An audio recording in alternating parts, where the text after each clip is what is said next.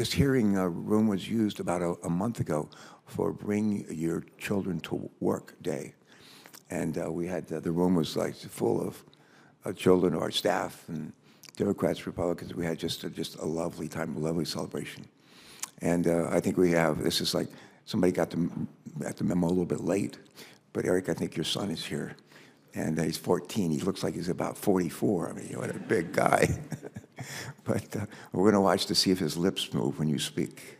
So there you go. But to those of you who are not children of our witnesses, we welcome you as well. Happy to call the hearing to order.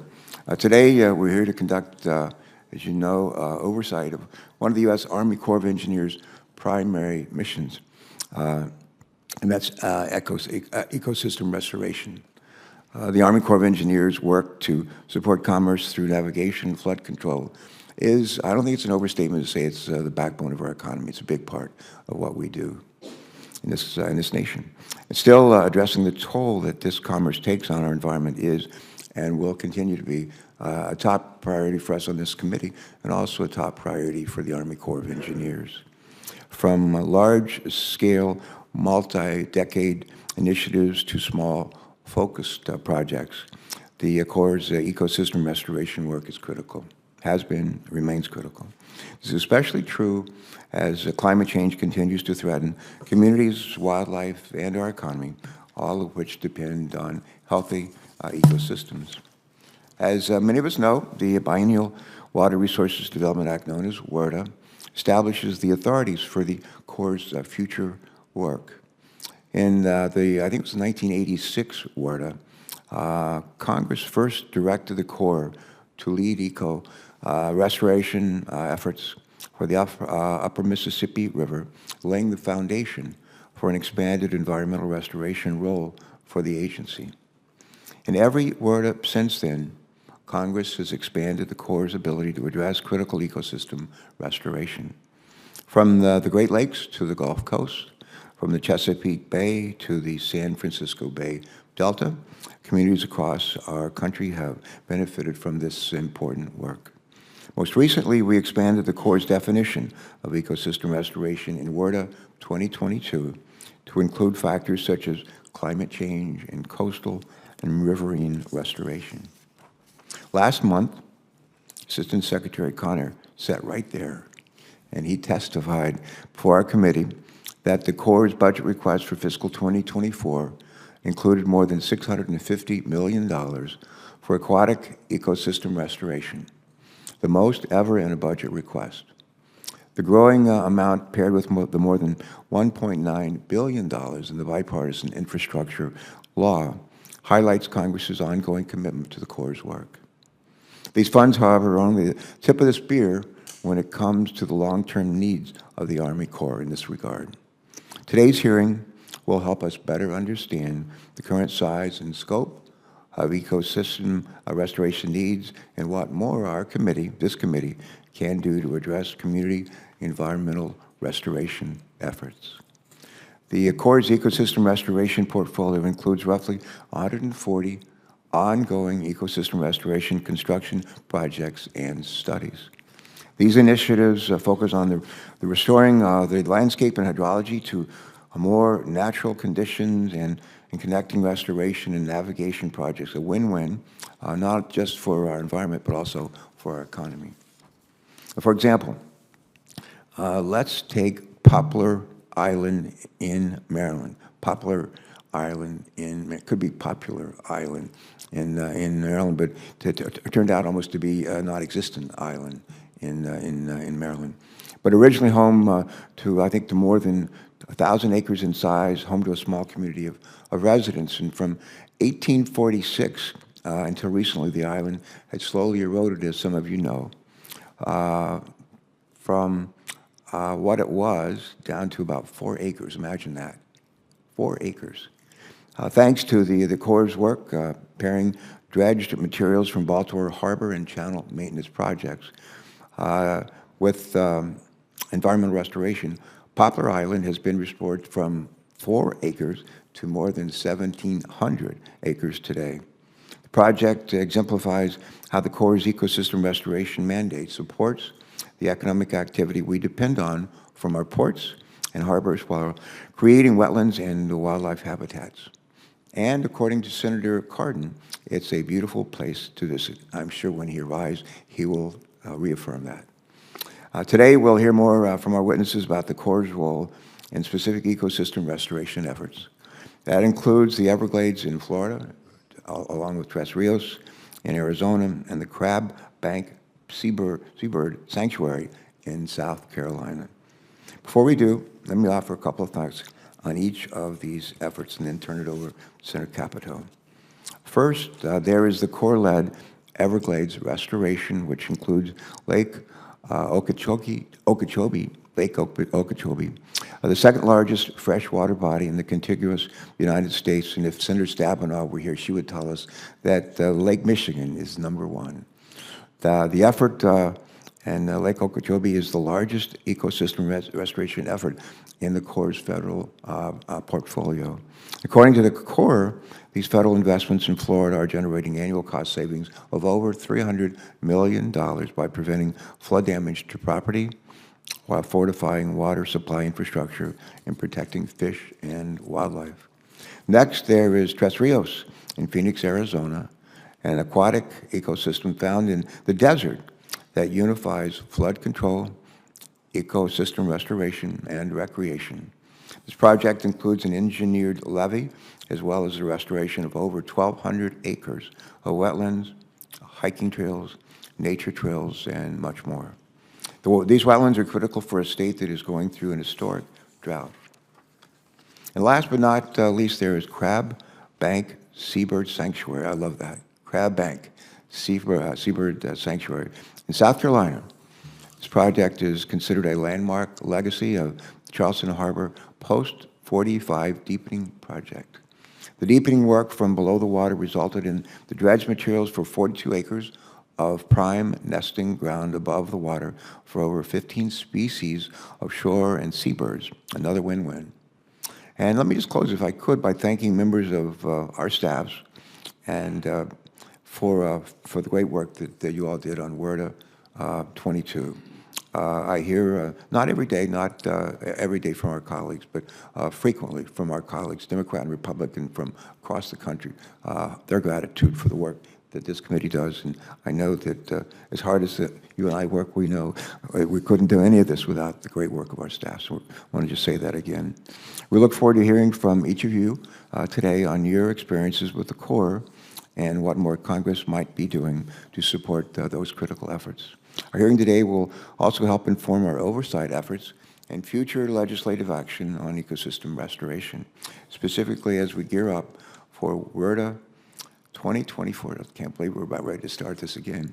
WRDA 2024, which is just around the corner. With that, I'm happy to turn over to Ranking Member Senator Capito for her opening remarks. It's good to be with you. Welcome. Well, thank you, Chairman Carper, for calling today's hearing. Since 2014, the committee has kept to a biennial WRDA schedule authorizing water resource projects and setting national policies for the Civil Works program. As the chairman was saying, I look forward to continuing that track record next year. It does seem like deja vu all over again. I think we just did this. The EPW committee also plays an important role overseeing how the Corps executes these authorities and funding provided by the Congress. Today's hearing will focus on one of the Corps' main mission areas, which is aquatic ecosystem restoration. This hearing will allow us to learn more about the successes and challenges of 3 of the Corps' aquatic ecosystem restoration projects. And I would like to extend my appreciation for our witnesses here today. Look forward to hearing your perspectives on these matters. Lessons learned from completed and ongoing projects are critical to informing what, if any, modifications are needed to the Corps' existing authorities in future WRDA legislation. When designed appropriately, aquatic ecosystem restoration projects can play an important role in restoring critical habitats while also mitigating loss of property and life. The scale of these projects varies greatly across the country, and the Corps uses different authorities and programs to carry them out. Large-scale projects are not the only option for protecting and restoring our aquatic ecosystems. Often small projects or modifications to existing water resources infrastructure can yield positive outcomes to aquatic ecosystems at a low cost. This flexibility is key to ensuring that the Corps' design solutions are tailored to address the diverse aquatic ecosystem restorations of all communities. In my opinion, the three projects that are the focus of today's hearing do a good job of underscoring all of these points. While the Corps' aquatic ecosystem restoration efforts are important, the Corps and Congress must balance these efforts with the nation's needs under the two main missions of the Corps: navigation and flood and coastal storm risk management. As we'll hear today, win-win solutions are possible. I'm excited that Lorraine Higgin from the South Carolina Department of Natural Resources is here today. The South Carolina DNR partnered with the Corps in 2021 on the Crab Bank Seabird Sanctuary in Mount Pleasant, a beautiful spot, South Carolina. This project was completed under the Corps' 204 authority. This authority allows the Corps to carry out aquatic ecosystem restoration projects in connection with dredging an existing navigation project. The federal cost of a project under this authority cannot exceed $10 million. For this particular project, the Corps and its partners utilized dredged materials from the Charleston Harbor Deepening Project for the replacement of the Crab Bank Seabird Sanctuary. This project, like others, faced initial challenges. However, the Corps and the non-federal sponsor were able to adjust their game plan and find a solution that benefited shorebirds without impeding on economic opportunities for the local community. Since the completion of the project, the small island has seen a return of shorebirds and seabirds. This project is an excellent example of how federal, local, state, and private groups can partner together to provide meaningful, lasting results in an effective manner. So I know we look forward to Ms. Higgins' testimony because she will share how this project's story in South Carolina. Our witnesses' project-specific stories will help us understand how we can balance our water resources needs and maximize the use of our taxpayer dollars. I look forward to hearing also about the challenges and suggested improvements to existing authorities as we prepare for the next WRDA.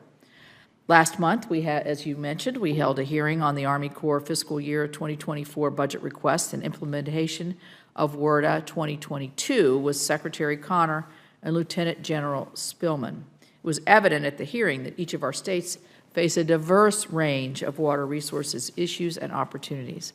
I'm hopeful that we take lessons learned from the projects discussed today and use them to improve water resources projects of all types across the country. Chairman Carper, I look forward to continuing our partnership to develop the next bipartisan WRDA bill. And again, I express my gratitude to our witnesses. Senator Carper, thank you so much for those remarks. And now we're going to hear from our panel of witnesses who will share with us their perspectives on the Corps' ecosystem restoration projects. And we're going to start off with Eric Eichenberg. Let me just make some brief comments about Eric. Chief Executive Officer of the Everglades Foundation, environmental nonprofit that's focused on restoring America's Everglades. He has served in this role for over 10 years, leading a team of nationally recognized scientists, educators, policy experts, and communications and development professionals. Mr. Eichenberg and the team are committed to protecting the roughly 3 million acres of endangered habitat that is vital to Florida's economic and environmental viability. Mr. Eichenberg, we thank you for being with us today, and you may proceed with your statement. It'll be made part of the record in its entirety. Thank you so much. Please proceed. And welcome. Thank you. Chairman Carper, Ranking Member Capito, and to the committee. My name, as the chairman mentioned, is Eric Eichenberg, and I'm privileged to be CEO of the Everglades Foundation, celebrating its 30th anniversary in helping to restore America's Everglades through science, advocacy, and education. I want to thank the committee for this hearing and for inviting me here today. Restoring America's Everglades is producing benefits far beyond their ecological value, including driving Florida's clean water economy, protecting drinking water supplies, providing flood risk mitigation, and carbon sequestration. The U.S. Army Corps of Engineers has been an indispensable partner in this undertaking, together with the state of Florida. Thanks to recent federal and state investments, We are at a point of incredible progress and momentum. Following congressional passage of WRDA 2000, Everglades Restoration incorporates 68 separate public work projects that will store, clean, and send water south on the Florida Peninsula. It is a national example of how traditional and natural infrastructure can be combined on a massive scale. Under the Comprehensive Everglades Restoration Plan, or CERP, these projects were funded with a 50-50 federal-state cost share. We thank Congress for their recent investments, including the funding to the Army Corps within the bipartisan infrastructure law, and for your recognition of the importance of America's Everglades. The Army Corps has completed several non-CERP projects, like the Herbert Hoover Dike repair, and in partnership with the state of Florida, restoration of the Kissimmee River and the construction of bridges along the Tamiami Trail. In recent years, the pace of CERP projects is unprecedented. For example, east of Lake Okeechobee in Martin County, construction of the C-44 reservoir is complete. East of Naples, a 55,000-acre habitat restoration project in the Picayune Strand is nearly finished. South of Lake Okeechobee, the Corps recently broke ground on the crown jewel of Everglades restoration, the EAA Reservoir. This reservoir is a national priority and a model for prudent and efficient way to fund mega projects with taxpayer dollars.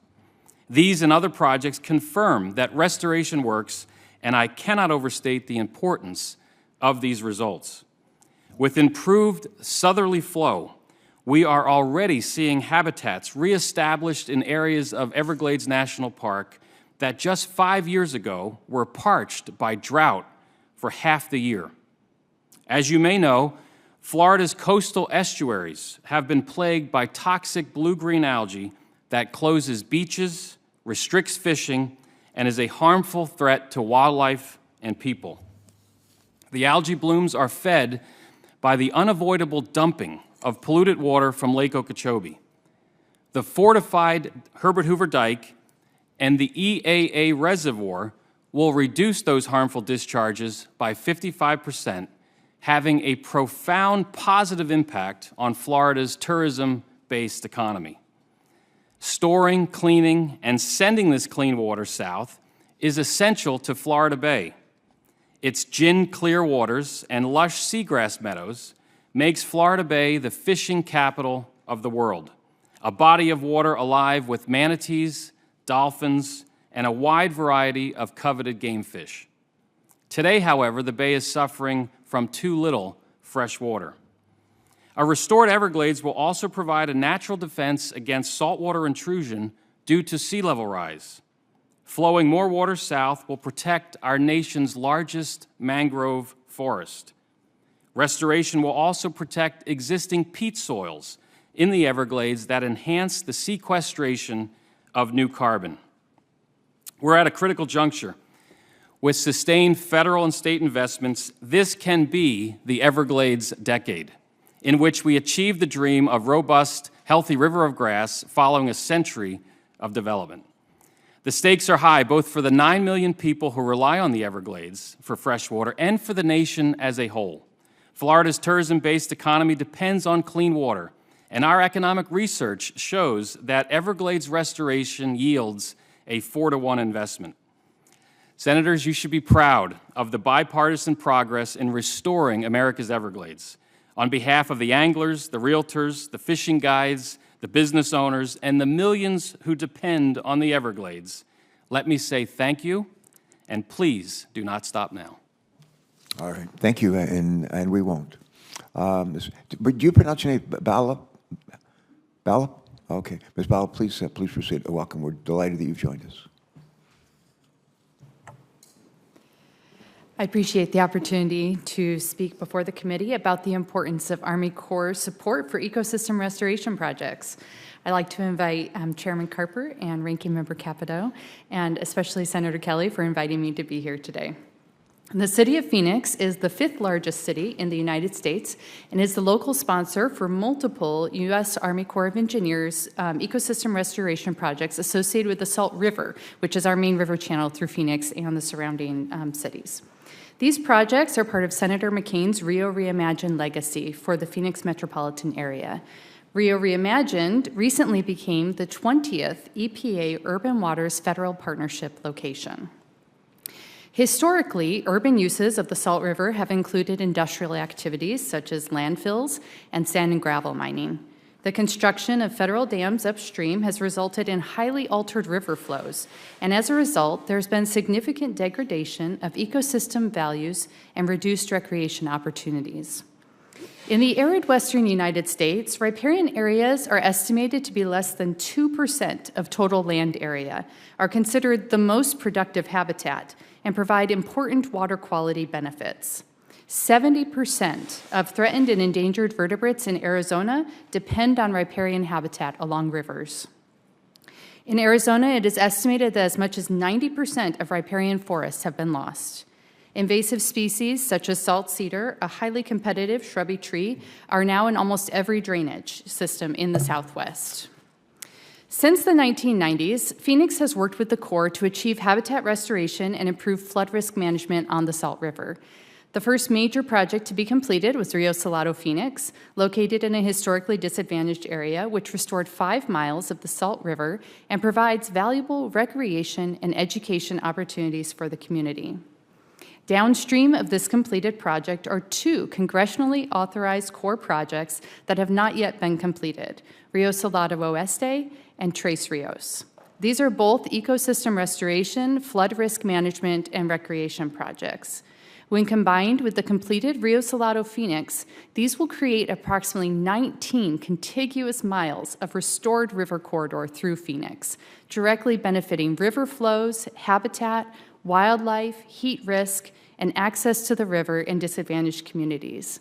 This is why, for the last 10 years, the city has been focused on obtaining the support and funding from the Corps and our congressional delegation to complete these 2 projects. Today, I'd like to highlight Tres Rios project to illustrate the multiplicity of benefits from Corps ecosystem restoration funding. Tres Rios, when complete, will cover approximately 7 miles of river channel and the adjoining bank, including almost 400 acres of constructed wetlands, a levee, in-river restoration, and effluent treatment elements. Tres Rios' use of constructed wetlands to treat wastewater using natural processes make this a unique Corps project that helps compliance with regulatory standards while simultaneously providing quality habitat. By implementing this eco-friendly infrastructure, the city has avoided the need to spend $375 million on additional infrastructure for the 91st Avenue wastewater treatment plant. Through the treatment and direction of wastewater, combined with the invasive species removal and native species plantings, the area supports more than 200 species of birds and other wildlife, including some species listed as threatened or endangered under the Endangered Species Act.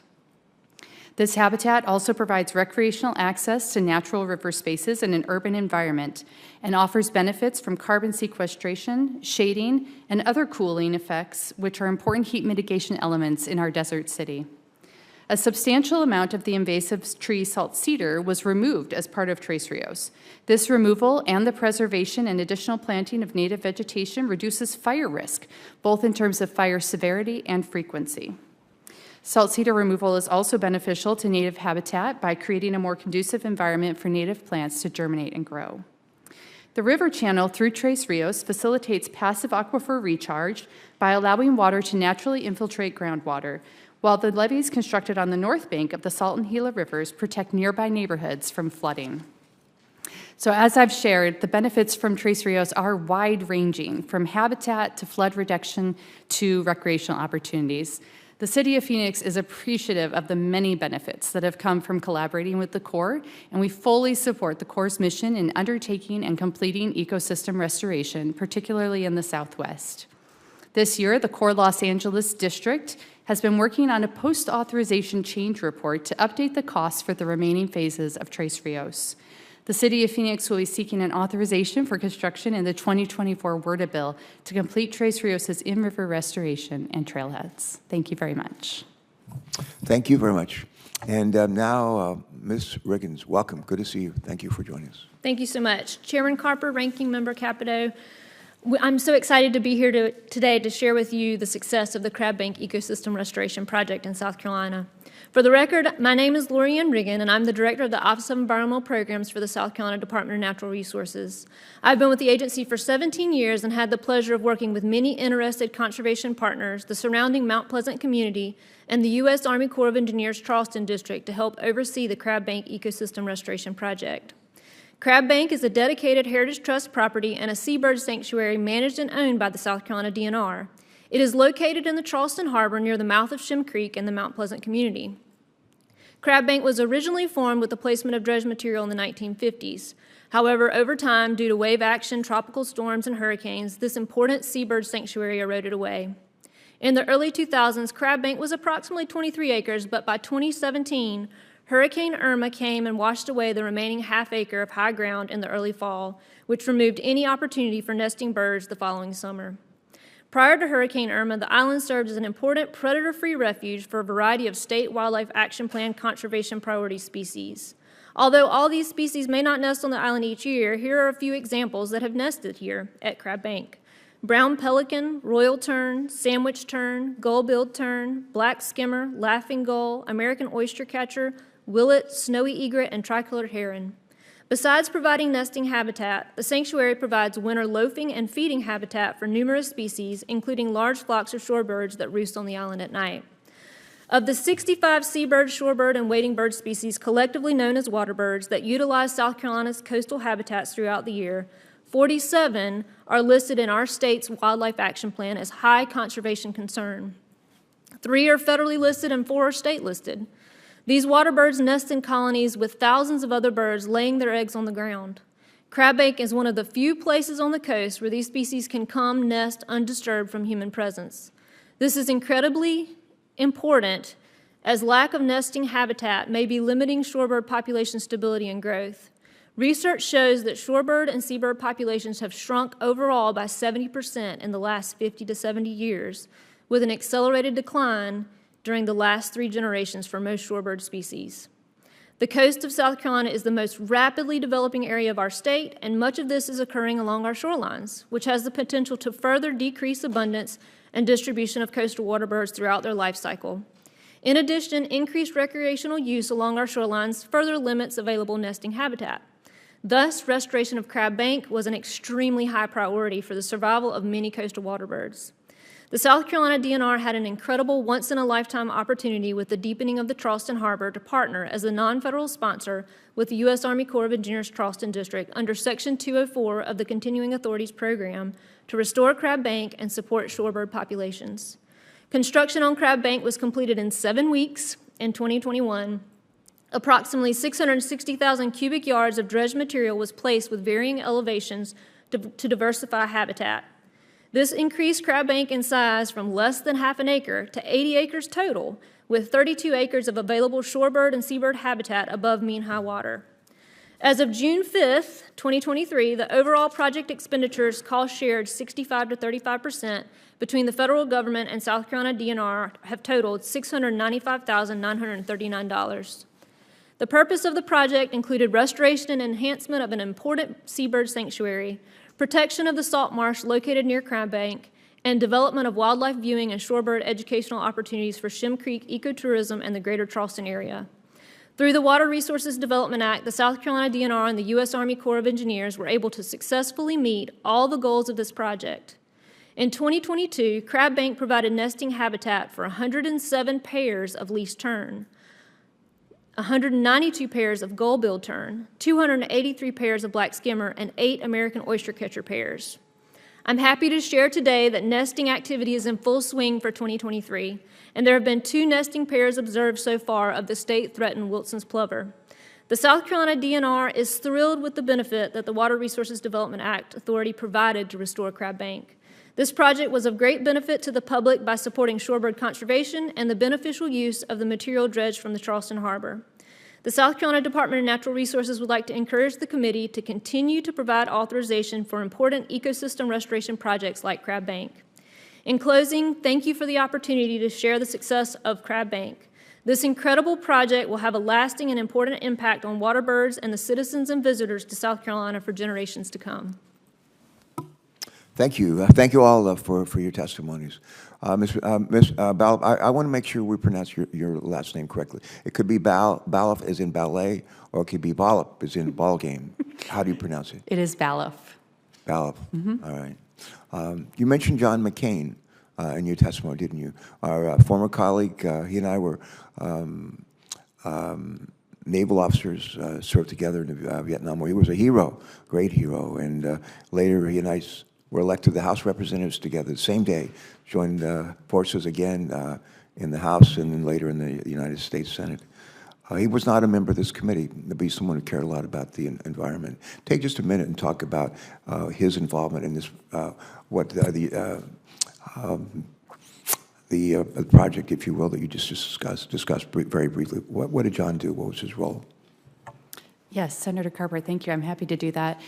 Senator McCain really spearheaded what is called the Rio Reimagine initiative in Phoenix, and he's been very supportive of all of the ecosystem restoration that's been happening through Phoenix, but also in surrounding cities. So Rio Reimagined really came to be because of him, and it is a 56-mile stretch of the Salt and Gila rivers through the Phoenix metropolitan area that involves many different cities, tribal nations, and nonprofits, or educational institutions, Arizona State University, for example, that have all come together to collaborate and look for ways to work together to improve the overall river corridor through this metropolitan area for the benefit of all of our citizens. Good, thank you.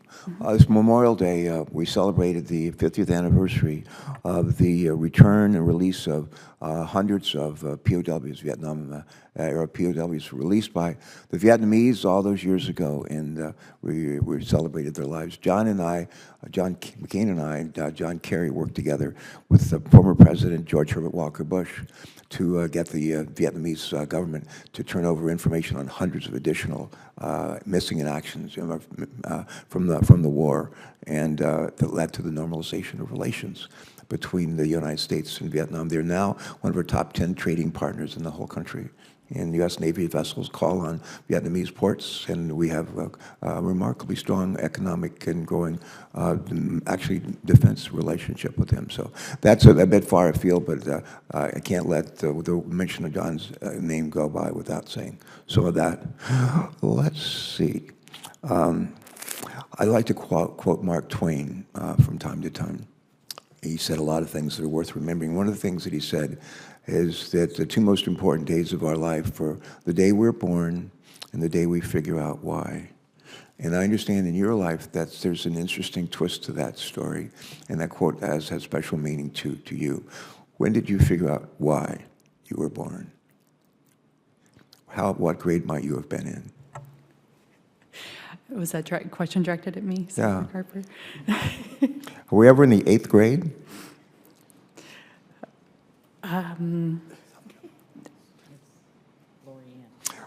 I'm good. Okay, wrong witness. Wrong witness. All right, we'll try. Okay, we'll try you, Ms. Riggin. Same question. Yeah. When did you figure out why you were born? I would then say we'll come back and figure out why Mr. There are Ballard was lots born. of whys. The most recent why is my 9-year-old son. But early on, as a child, I had a strong desire to make a difference in this world, and my strong desire was to make a difference for natural resources. And I learned that at a very early age, that that's where I needed to focus my energies, and I have a lot of it.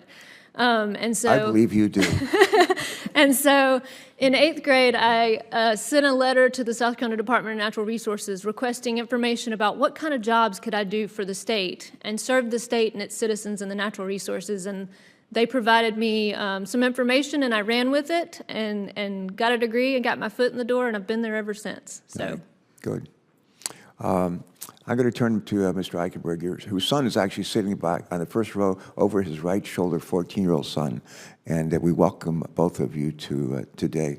For folks like young people who might be like his contemporary in high school or maybe in college or not, well, why should they care about? Why should his generation, your son's generation, care about what we're discussing here today? Why is it relevant in their lives? Well, Mr. Chairman, I thank you for that question.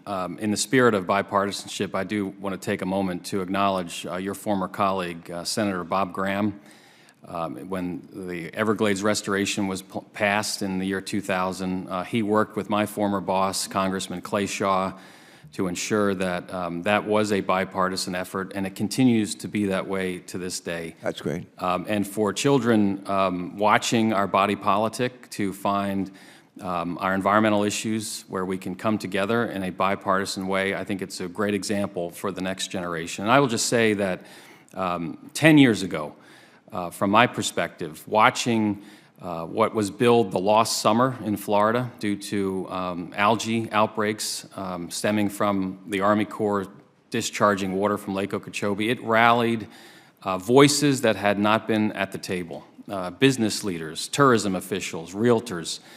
These men and women became the foot soldiers in ensuring that we have restoration, that we can not only do it this generation, but then pass it on to the next generation. For me, that was a moment to realize that what we're doing, it's greater than ourselves, but we're able to pass it on soon to the next generation.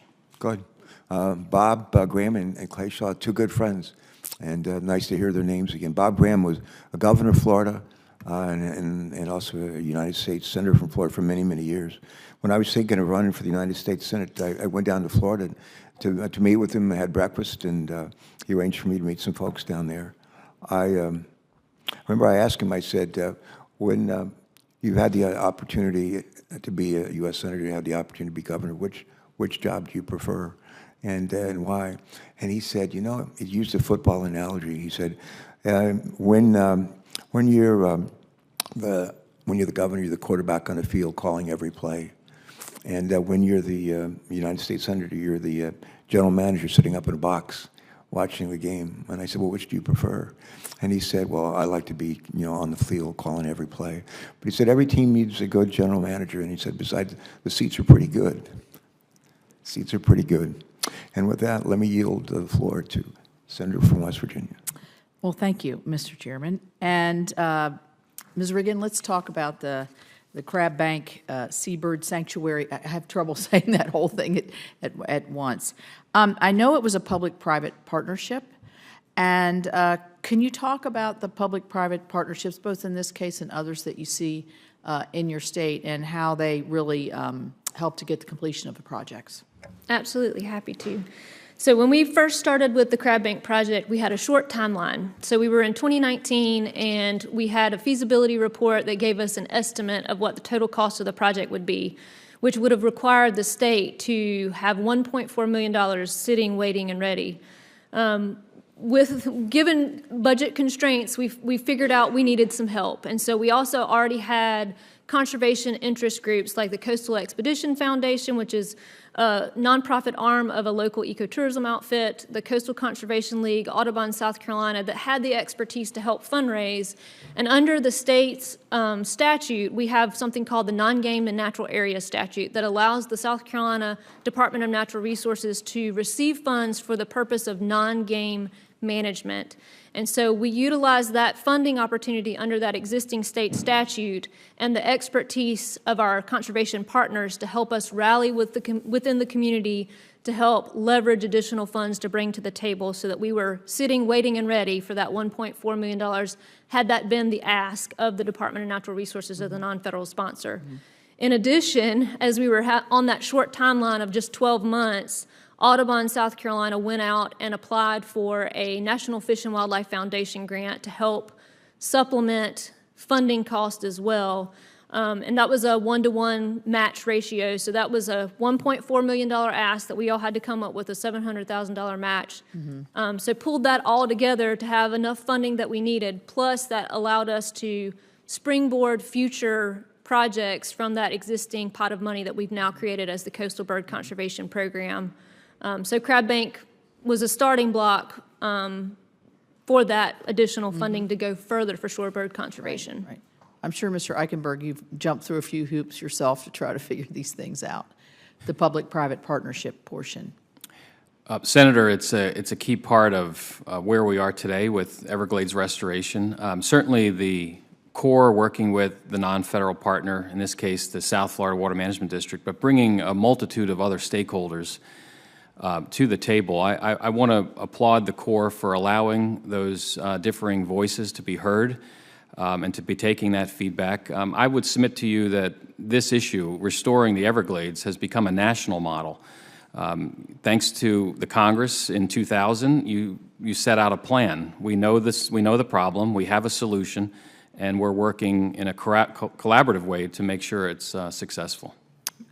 Would you say, are there any, I'll go back to Ms. Riggin, are there any additional authorities that you feel that would allow the Corps to better assist non-federal partners? The reason I think that's important is for the examples that you all put forward, but we have heard some rumblings sometimes, having dealt with the Corps myself, sometimes needing a little bit more assistance for them to be able to help their non-federal partners. Did you find that was a challenge or not? Are you finding that?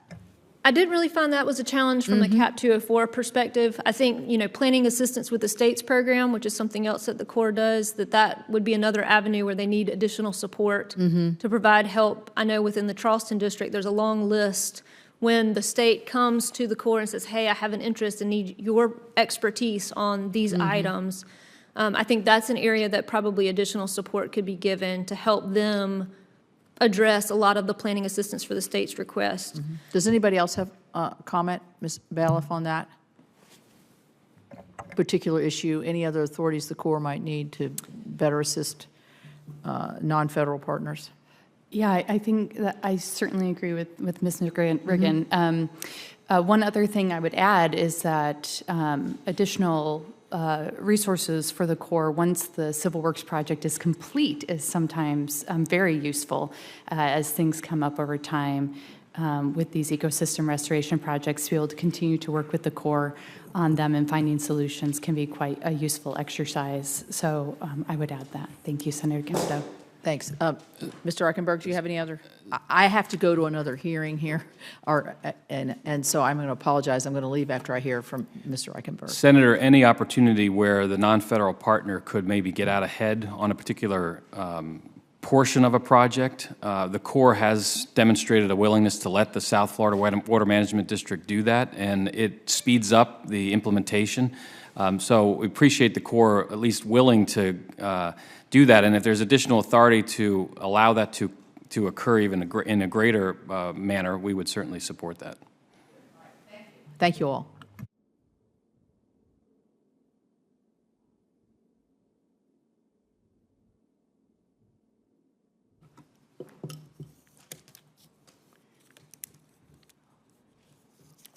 All right, we've been joined by a couple of fellows from out west, and we're delighted you could come. We got one of our witnesses brought a 14-year-old son with him today. And would your son raise his hand? Raise his hand, sir. Go ahead. Raise your hand. There you go. You got some people up here. I think Senator Capito has a couple of sons. I have 3 sons. And Alex Padilla has how many? 3? 2? 3? Your guys are a little bit younger. 3 sons as well, and all 3 will be on summer vacation as of this Friday, so please pray for us. You're in our prayers. But right now, you're recognized. Any questions you want to ask? Thank you. Mr. Chairman. These conversations are all too timely, I think, as a lot of us in the field know the significance of a recent Supreme Court ruling that limited the scope of the Clean Water Act, and more specifically, the federal government's ability to protect thousands of miles of rivers, streams, creeks, and adjacent wetlands throughout the western United States. At the California State Water Board, this is how they framed it last month. Wetlands provide an important buffer and filter protecting our nation's waters. But in the semi-arid watershed, most will not be able to satisfy the court's requirements for a, quote, continuous surface connection to bodies that are, quote, waters of the United States in their own right, so that there's no clear demarcation between waters and wetlands. Ms. Baloff, as given your role in the city of Phoenix, I wanted to ask, are there particular challenges posed by an increasingly arid West for aquatic ecosystem restoration projects? And I guess the bigger picture question here is, how important is ecosystem restoration, not just for the restoration of habitat, but for the economic health of communities, as well as water quality, recreational opportunities, et cetera? Yeah, thank you, Senator Padilla. Yes, it's very important, and it's also challenging in the desert Southwest. But ecosystem restoration, I would argue, especially along our rivers, is one of the most valuable things that we can do in terms of ecosystem restoration. These riparian areas are some of the most productive and rich areas and have the most benefit. They also draw a lot of economic interest in development along the banks as well. And so it also draws a lot of people into the river and really helps them connect with nature, which I think we know from social sciences really provides a lot of mental and emotional and social and physical benefits to our communities. So while it's a challenge, I think it's a challenge well worth pursuing. Great. I know in your testimony you mentioned that the genesis of the Tres Rios Ecosystem Restoration Project was a need to treat wastewater discharges. As a native of Los Angeles, I know all too well the challenges of restoring aquatic ecosystems in a highly paved urban area like Los Angeles. Thanks to many years of hard work, as well as funding from the bipartisan infrastructure law, the U.S. Army Corps of Engineers and the City of LA is making progress to restore historic riparian and freshwater marsh habitat along 11 miles of the 52-mile-long Los Angeles River. But referencing back to the Tres Rios project, in brief, how's that impacting drought resiliency? I assume it's been helpful. I assume there's been progress. Anything you can highlight? And then, once again, more broadly, what advice would you have for Western cities looking to improve water quality and to restore habitats while facing all the same challenges? Yes, thank you, Senator Padilla.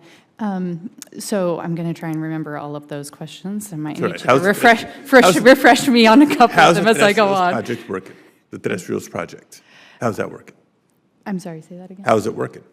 Yeah. So Tres Rios was originally constructed, as you say, to treat wastewater effluents. So the water is treated at our wastewater treatment plant, and then it goes into these constructed wetlands that actually help to polish and finish, remove some nitrogen, chlorine attenuation, things like that, to meet Clean Water Act requirements before we then discharge it into the river. In fact, all of the water that supports the Tres Rios ecosystem restoration does, in fact, come from that wastewater treatment plant. So all of the water from that wastewater treatment plant is beneficially reused, which I think is one of the really great aspects of this and a really good way to use water, especially in a time of drought, because it's not only going into the ecosystem, it's going downstream and being used in other ways downstream as well.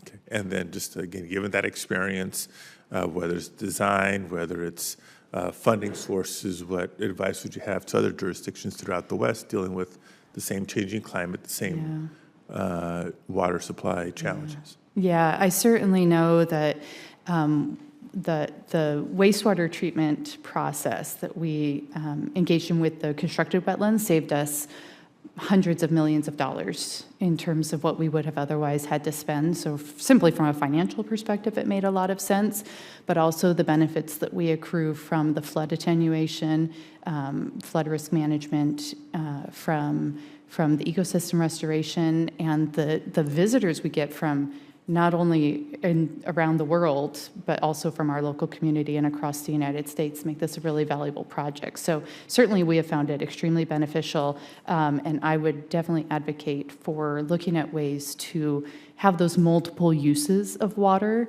that provide those multiple benefits that we've seen from Tres Rios. Excellent. Thank you so much. Thank you, Mr. Chair. That was an interesting description of the work that you've done out there, and it's really ingenious, and it's highly commendable. Senator Kelly, good to see you. Others have been, I've been noting whether we have, with respect to some of these issues, looking forward to the future of our planet, we have a dog in this fight, in these fights, and we also have children and grandchildren. Thank you, Mr. Chairman. You have both, so you're recognized. Senator Padilla was a great lead-in to me, but Yes. I will first defer to my colleague on the other side of the aisle if he's ready. Lindsay, I'm sorry. Yeah, jump right in, bud. Thanks, Senator Kelly. I'll be very welcome, Ms. Riggin. How you doing? Appreciate you coming to the committee, Mr. Chairman. Thank you for having the hearing, bet. and to my colleagues. We're trying to figure out how to say this, the name of this entity down in South Carolina. We're tripping over it pretty badly. Okay, But well, we'll get it down. Okay, you know, I was very much involved with you. I was just impressed with how you brought people together. The Crab Bank, I mean, it's a place for birds to nest, right? And it was a win-win with the city of Mount Pleasant, the DNR, the Corps of Engineers. If you could, just tell the chairman a little bit about the project, but what was the key to bringing people together? Thank you, Senator Graham. Appreciate the invite to be here and appreciate the support from your staff as well today. You know, I think the key to the hurdle that we ran into with concerns regarding the project, and so the Crab Bank sits at the mouth of Shem Creek, and there was some concern from the community. When you hear you're going to put 660,000 cubic yards of material, they have concerns about where that material is going to go. And so we had an opportunity with the Corps of Engineers, and thankfully the dredging timelines worked out that we were able to go and rerun a coastal model to help provide some data as to where the material would go, as well as when we went through the feasibility process, we had 25 different alternatives of a footprint that we were looking at for Crab Bank. And so because we had so many choices on the table and we had additional data and time, we were able to, you know, calm the fears and concerns of folks where that material was going to go and making sure that it was going to stay on Crab Bank. But I think the key to that is just people being open and honest, and the continued communication between not only DNR working with the town of Mount Pleasant, but also the Army Corps of Engineers sitting down with the town of Mount Pleasant, that we were all coming at it together, knowing that we had the goal in mind for this island for shorebird conservation, and everybody bought into that idea. It was just we had to make sure that everybody was comfortable with how we were going to go about doing that. And I think it's just open and honest communication and often. Well, our office was a part of that, and I want to echo, I appreciate the role you played in the DNR and all the agencies involved, state, local, and federal, and I think it was a win-win. So thank you very much. Appreciate you giving me a chance to speak there, Senator Kelly. Thank you, Mr. Chairman. No, we're delighted that you could join us. Thanks, always. All right, Senator Kelly, you're on. Thanks. Thank you, Mr. Chairman. And I want to extend a very special welcome to Tricia Balef, who's joining us today from the city of Phoenix.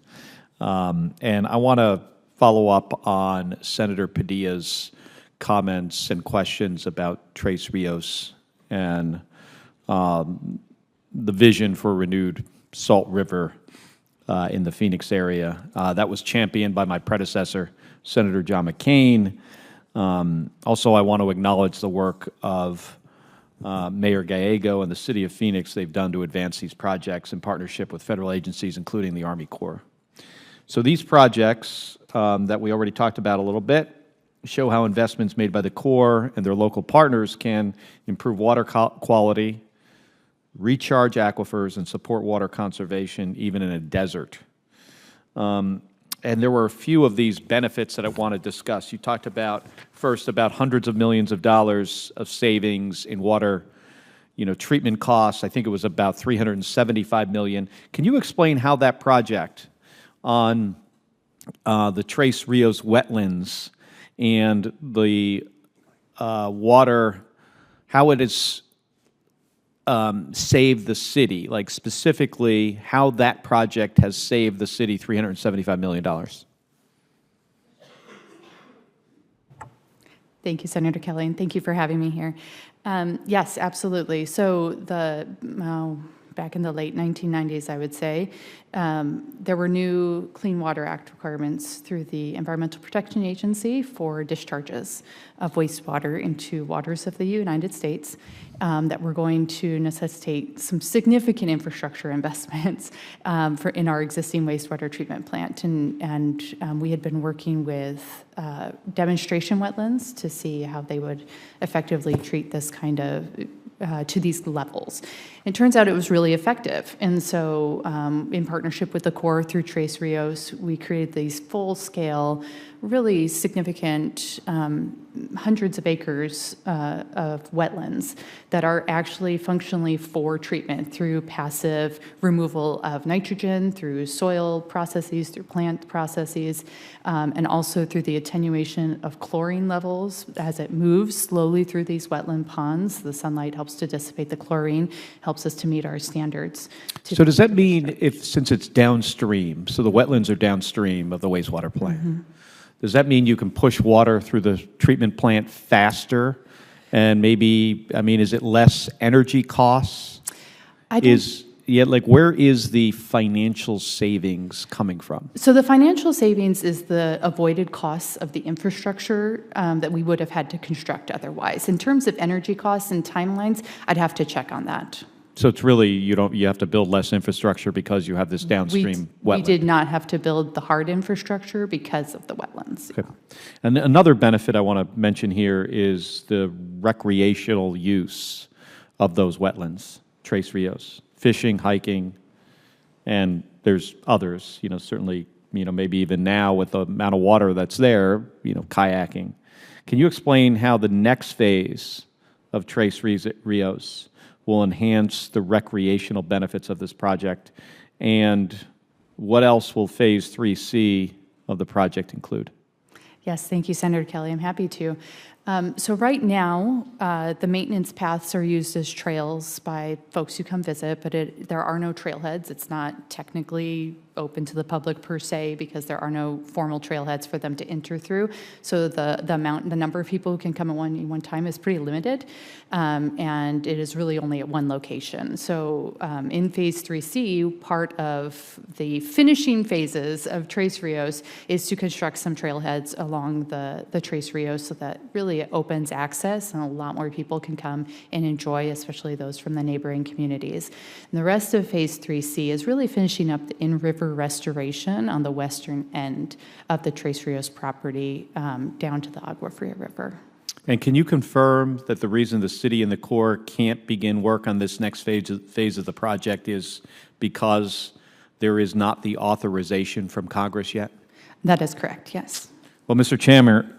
Chairman, I hope that in the next WRDA bill, we can include that authorization so they can finish Phase 3 of the Tres Rios project and the city can move forward on this project. Right. And I am out of time, but I have another question. Go ahead, please. All right. Ms. Baliff, still, there are, I think in your opening testimony, you may have talked about a little bit more of the Salt River ecosystem. I wasn't there for that. But can you explain to the committee the issue of the salt cedars on the Salt River and what risk they pose to the city and the region? Yes, thank you, Senator Kelly. Salt cedar, for those of you not in the Southwest, you may not be familiar with it, but it is a highly invasive shrubby tree. Forms in really dense stands, and it creates, it has a lot of litter and debris that fall off of it. It also secretes a lot of soil. It drops a lot of salt into the soil, and so it creates these highly saline soils, and it also creates a really high fire risk. It also recovers really well from fire risk, more than our native species, so it really does push out a lot of our native habitat and create a monoculture, which is also just creates a lot of risk in terms of fire and disease and other detrimental things to ecosystem restoration. And what has the city of Phoenix done to try to remove these salt cedars? Yes, it's a very difficult problem plaguing a lot of agencies across the Southwest. So Tres Rios removed a lot of salt cedar. It was a huge benefit to the river in that area, but it is an ongoing challenge. We do continually remove. We also really try to replant with native species whenever we remove, so that it gives them a competitive advantage to be able to take root and outcompete the salt cedar as it tries to resprout. What can the Army Corps do to help? You know what? More projects to help remove salt cedar would be fantastic. Is there any innovation out there? Are they trying to, instead of remove it, and I know there's always risk in doing this, but are there any pilot projects that are taking a different approach?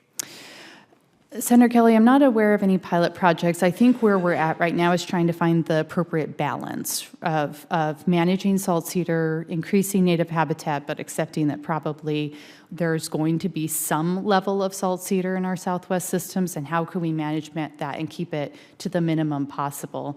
And I think really the most effective method is when you remove, you replant with native species, and if necessary, salt-tolerant species, and gradually attenuate the soil so that you can then have more of the riparian species you're looking for. And how do we wind up with this plant in the Southwest? Yeah, it was many, many decades ago that it came in from Eurasia, is my understanding, that it was introduced for multiple reasons, flood control, and I believe even aesthetic reasons. It can be quite beautiful when it's flowering, unfortunately. And I believe that that's how it came in. And then, of course, it's highly competitive, so it kind of took off and spread on its own. Well, thank you. And Thank you. Thank you, Mr. Chairman, for the extra Glad time. you could come, and thanks for bringing your witness with us. It's very, very interesting, very helpful. Thank you. We start off. I asked Mr. Eichenberg to think out loud for us at the beginning of our hearing. Why should young people the age of his son, kids in high school, maybe beyond high school, why should they care about the issues that we're discussing today? And he shared some thoughts with us. The same question, Ms. Balogh. Why should kids, young people in high school, going off into college, off into the world, why should they care about these issues? And then Ms. Reagan, the same question. Yes, thank you, Senator Carper. It's a great question. So I think that there are a few different reasons for this, one of which, of course, is do we want our kids to inherit a world in which our rivers are dry and dusty in the Southwest with nothing in them but landfills and sand and gravel pits? I think we probably want more for them, and I think they want more for themselves. I think also as we go out into these areas and we experience the benefits of them that come to us, especially for those in college who might be having to study for a test or something. But in all reality, from a water quality perspective, from a fire risk management perspective, the benefits to our surrounding area, to our air quality, to our water quality, they are significant. These riparian areas provide a lot of filtration benefits that we can't really get without really expensive infrastructure otherwise. So in terms of cost effectiveness, these are a really cost-effective way to help achieve some of our goals for quality. Good, thanks for that. Ms. Reagan, any thoughts, please? Just to add, people should care because this is our home.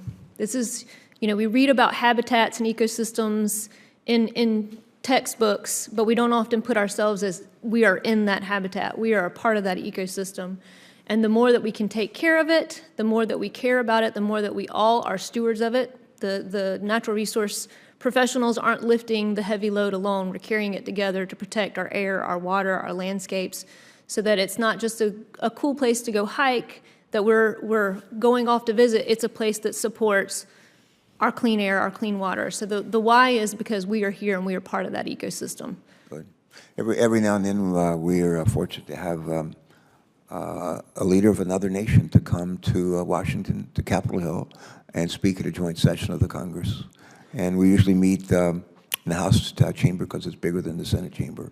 And we have House and Senate members that are there. One of my, I think one of the more interesting speakers in recent years has been the President of France, President Macron, who came and spoke to us, not in French, but in perfect English. And one of the things he said to us in his speech, he said, he talked about our planet. And he said, this is this is the only planet we're going to have. And he said, there is no planet B. This is it. We've got to take care of it. I will never forget that. I've used that line a whole lot since I heard it from him. He was a special guest at a state dinner hosted by President and Mrs. Biden, and I got to see him, President Macron, again. I told him about that line. He reminded him how he'd used that and how I have stolen it and never given him any credit for it. And he said, we have a special word in French for people like you who use our best material without acknowledgement. All right.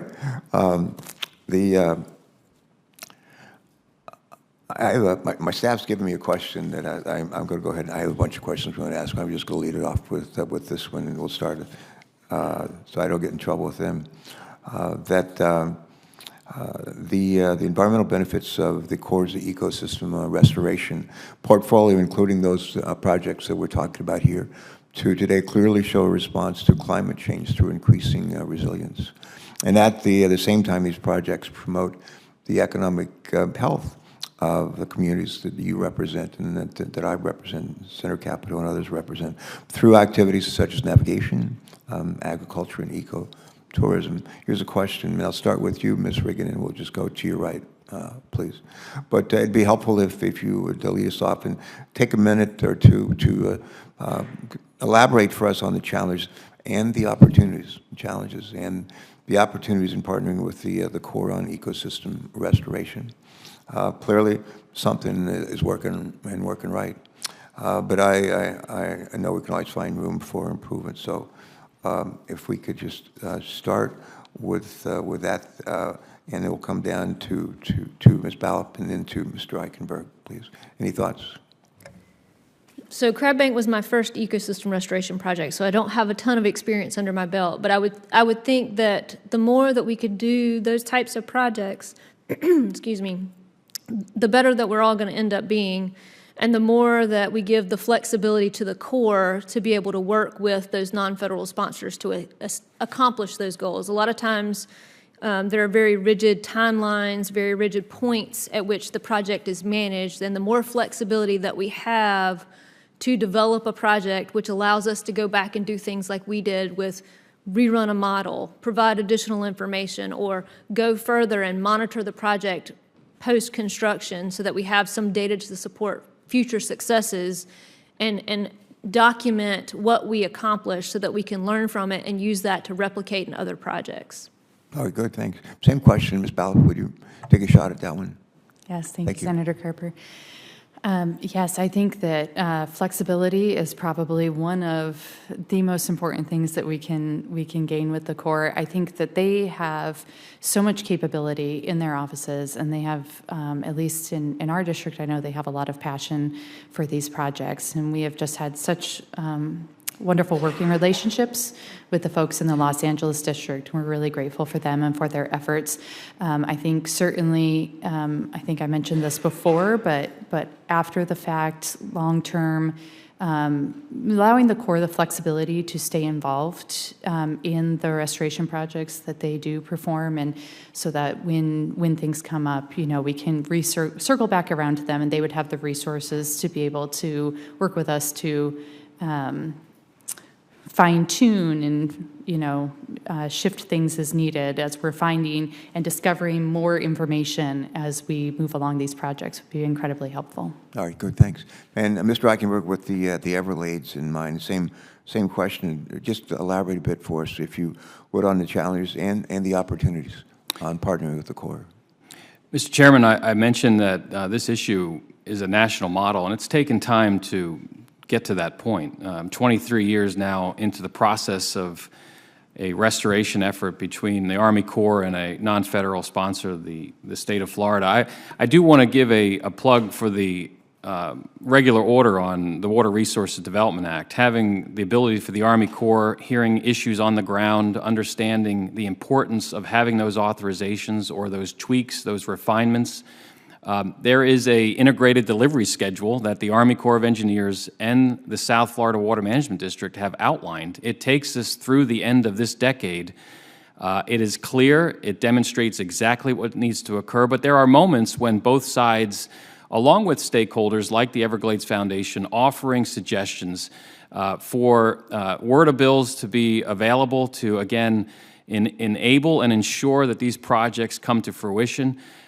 We've come a long way. The ability not only to preserve a drinking water supply for a growing population, but these added benefits, these economic benefits that come with this, the issues relating to storing and sending water south, recharging an aquifer, that's the drinking water supply now for almost 6 million people, and then alone the benefits of pushing against sea level rise and saltwater intrusion.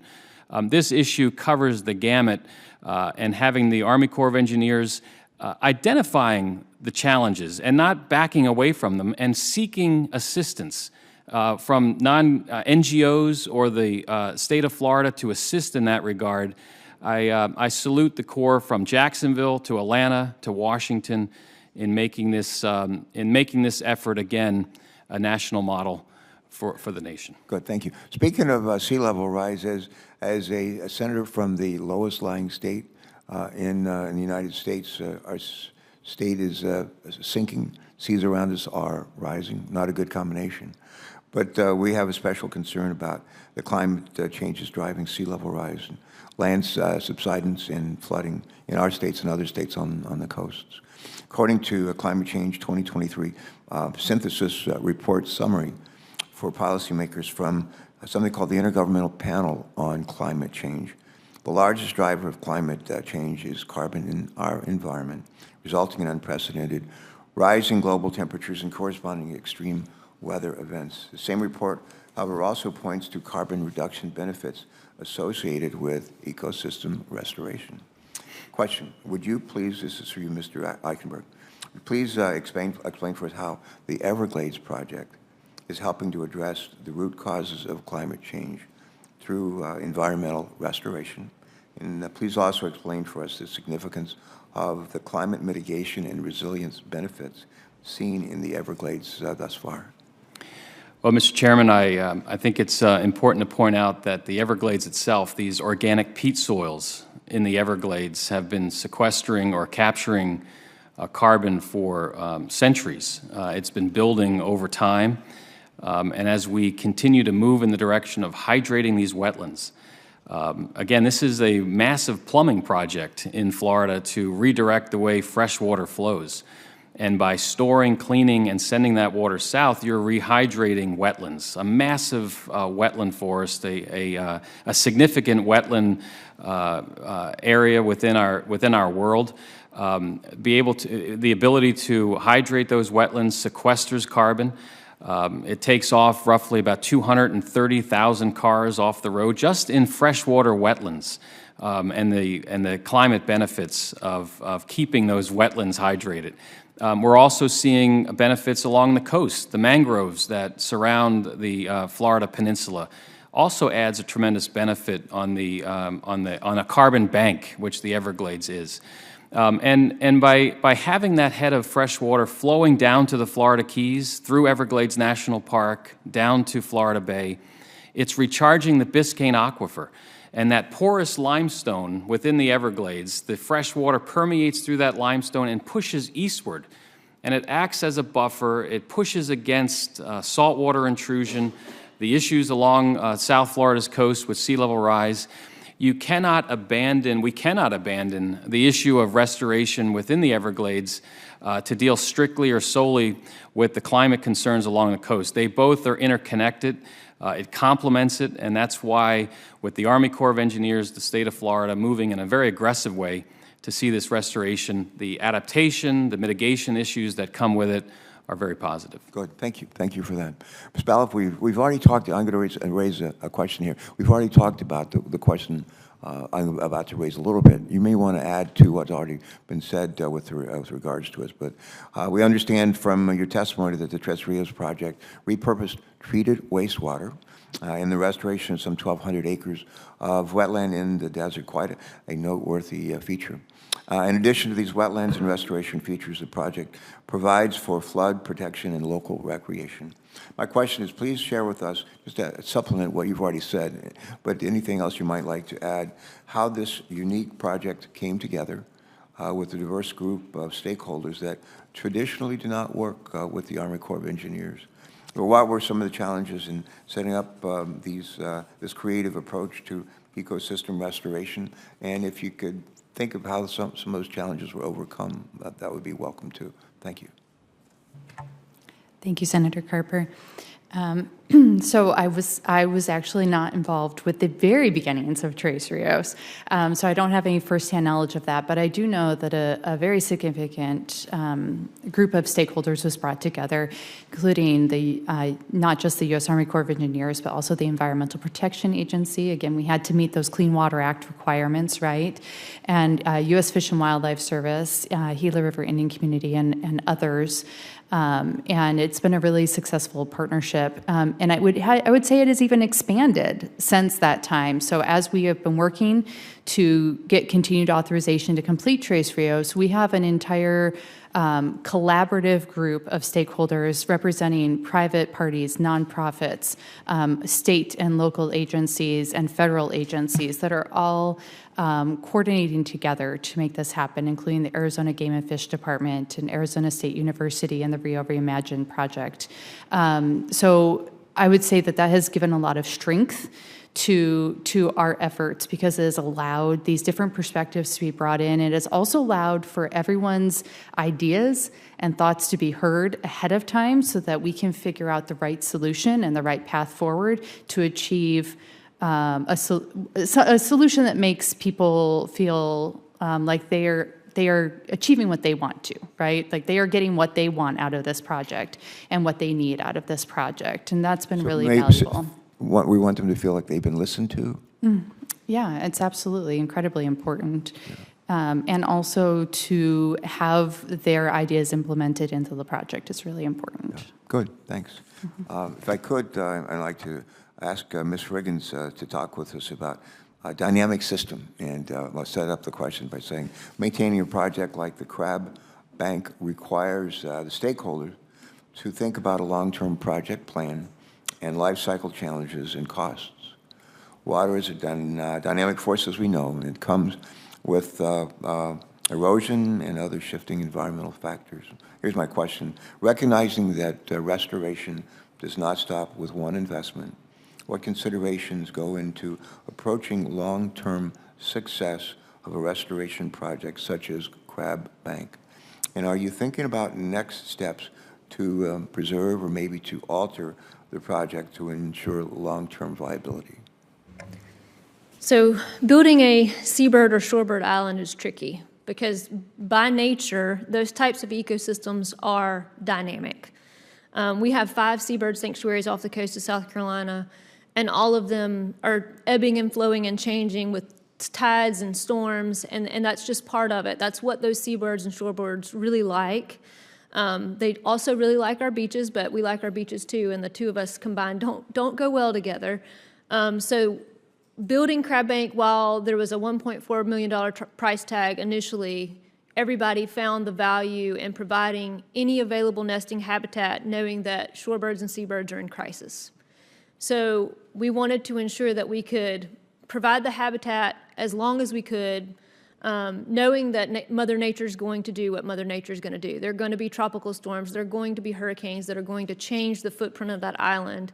But if we get one successful nesting season, last year we had 500 nests, and that doesn't count individual chicks in each of those nests.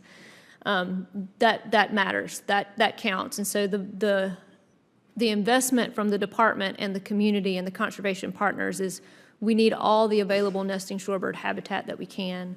We know that the project was modeled that given the past history of the current storms, it should last for 50 years. There is hope that maybe there'll be additional dredging material opportunities in the future, as we know that there are limited places for dredge material to go, but it has to be the right sediment composition for us to be able to add it back to the island to maintain that in the future. So while 50 years may seem like a short amount of time, if we get back to historic numbers of Crab Bank in the 5,000 to 10,000s of nests, it's worth it. All right, good. Thank you. Thank you for that response. I have maybe another question for each of you. And then at the very end of the hearing, I'm going to just ask you, is there a question you wish you'd been asked but were not asked? Is there a question you wish you had been asked but you've not been asked? And you could tell us what that question might be, and then, if you will, answer it. So, but we'll take it. It'll take us a few more minutes to get to that point in the hearing. If I could, in the meantime, Mr. Eichenberg, something with respect, a question with respect to process. The Everglades, as we know, is a complex program, very complex program, comprised of a whole lot of projects. They range in size, they range in scope, they range in objectives. Please describe, if you will, the input that the Everglades Foundation and its partners provide to the Corps, the Army Corps of Engineers, for the Everglades restoration process in order to ensure that restoration proceeds in a timely way and meets intended outcomes. And do you, as a stakeholder in the process, feel that your voice is heard? Mr. Chairman, to the second portion of your question, the answer is yes. The ability as a as an NGO to be able to go to the Corps with the expertise that the foundation has, we have tremendous expertise within the science of the Everglades, and a lot of this is modeling. It's hydrological modeling, it's ecological modeling, it's economic results, and to be able to run those scenarios with a variety of assumptions. The Army Corps has their process, the South Florida Water Management District has theirs, and at the Everglades Foundation, we're proud to be able to do the same thing, the same type of modeling. And to then be able to go to the Army Corps with suggestions, to think maybe differently over here or over there, and to have that ability to sit across a table and express those results and realize that it's being heard. It may not make the final result, but 9 out of 10 times there's different portions of what's being recommended, not just by us, but also by the other partners, from Audubon, Florida, to the Sanibel Captiva Conservation Foundation, Captains for Clean Water, and countless others who are expressing the desire to see this project come to fruition. So I want to give a shout out to Colonel Booth in Jacksonville, the commander at the district. He is accessible. He travels throughout Florida to make sure voices are being heard. And again, the economic return on this. We heard about the population of wading birds or shorebirds coming back. The example for the Corps on their work in the Kissimmee River, that floodplain has returned. The wading bird population has come back in droves. The same Army Corps that dug the channel south of Orlando, that drained that floodplain in the 60s, for now to be fully restored, the meandering Kissimmee is back. That's an example of the Army Corps understanding not just the ecological returns, but also the economics. The ecotourism benefits to the state of Florida and to the nation are tremendous. So that's kind of how we see it as it relates to an organization that is at the table and has a voice in this process. Thank you for that. Did you say Captains for Clean Water? Is that what you said? Yes, it's a group that was founded in 2016 when there was some algae outbreaks around Fort Myers. And Mr. Chairman, I will tell you, anglers, boat captains, those that make a livelihood on the water. I was standing in a boat in 2016 and the gentleman said, I don't know where your office is, but you're standing in mine. And my office is closed because of the way water is being managed in Florida. So they've come to the table with realtors, chambers of commerce. This is a business, it's an economic message as much as it's ecological, and those groups and others are having a tremendous impact. Yeah, we have a local chapter of Captains for Clean Water on this committee. Senator Kelly and I are both retired Navy captains. And Thank we you are for your very service. much for clean water. Yes, sir. I have one other question I'm going to ask for Ms. Ballop. It deals with, so really, if you will, a general reevaluation report. I think there's an acronym for that, but what is it, GRR? Have you ever heard of that? I think you have. But I understand that there's some remaining construction features for the Tres Rios project with a reevaluation of the project underway to address increased cost and next steps. Could you tell us just a little bit more about the phasing of the project and your work with the Corps to ensure benefits are seen without all of the features completed?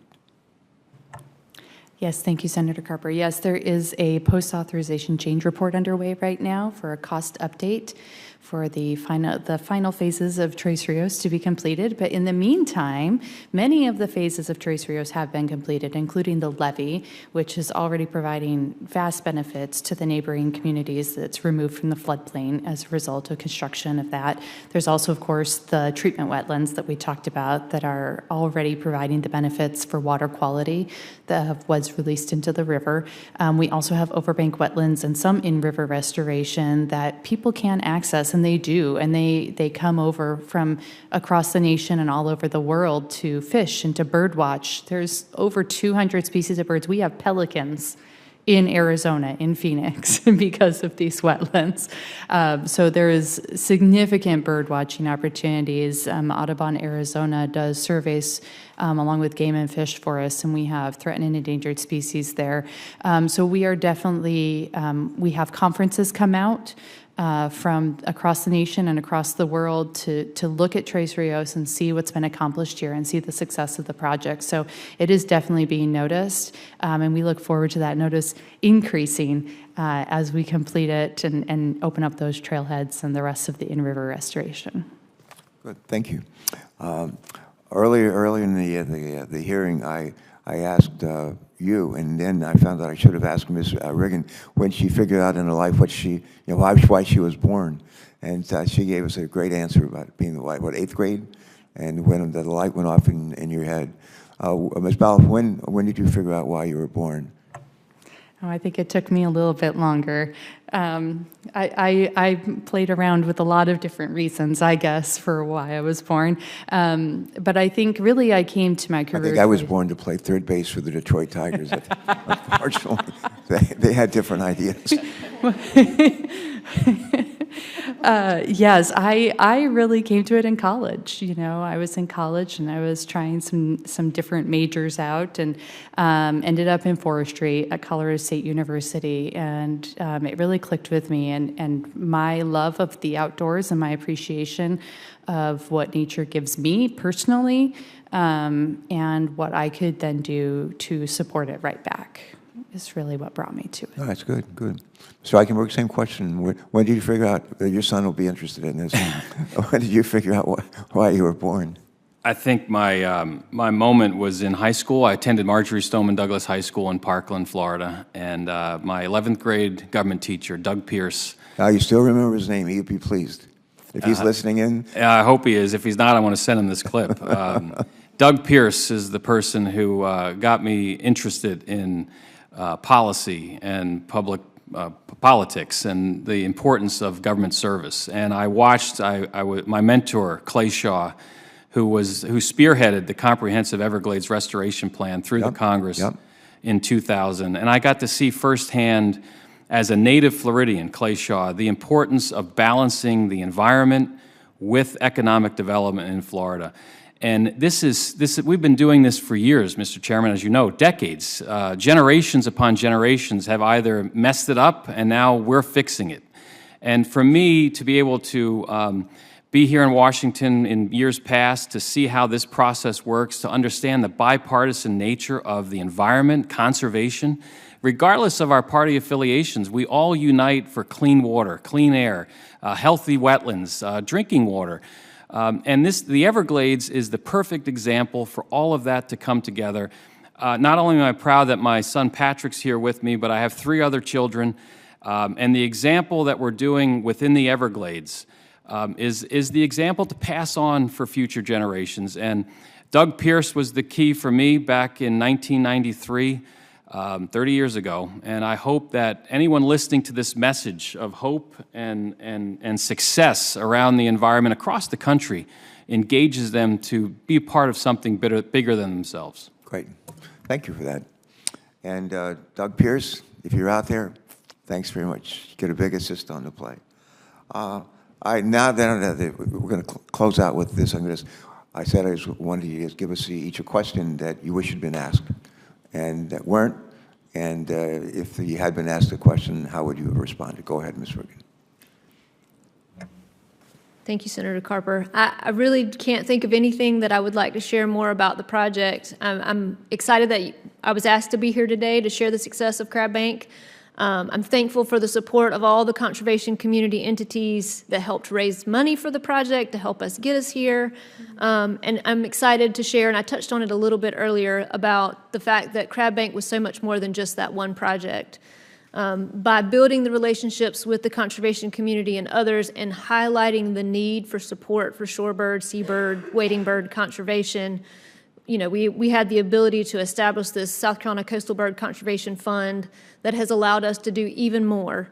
And we have around $400,000 in the fund that helps us leverage federal grants to continue and further shorebird conservation for the future. And fingers crossed, sitting back here for the Recovering America's Wildlife Act, and hoping that we'll have a steady, constant, consistent funding stream to support non-game wildlife management in states across the country, like we do with the Wildlife and Sport Fish Restoration Program.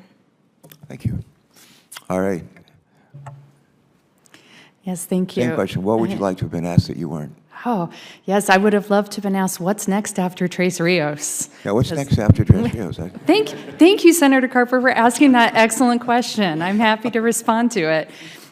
What's next after Tres Rios is Rio Salado Oeste, which is a really important ecosystem restoration project in the Salt River that it will connect our completed Rio Salado Phoenix, which is our completed ecosystem restoration project, with Tres Rios. So right now, we have about an 8-mile gap in restoration between those two projects, and Rio Salado Oeste will fill that gap and will give us 19 contiguous miles of restored Salt River through metropolitan Phoenix, through surrounding disadvantaged. How many miles? You say 19? 19 contiguous miles of restored river once all 3 of these projects are complete. So we're very excited.